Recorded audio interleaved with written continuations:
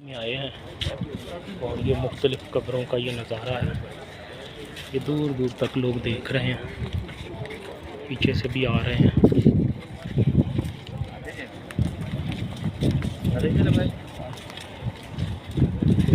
ये जन्नती लोग हैं सारे, यहाँ जो ज़ियारत करने आए हैं, मेरा तो गुमान है ये भी जन्नती हैं। और जो यहाँ सो रहे हैं ये तो बिल्कुल जन्नती है। अल्लाह ताला हमारी हाज़री कबूल फरमाए।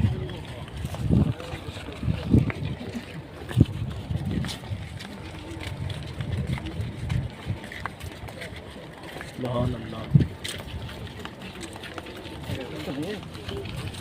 कब्रिस्तान काफ़ी बड़ा है, वो इधर ऊपर भी कब्रें हैं, रास्ता भी बीच में बड़ा साफ बनाया हुआ है।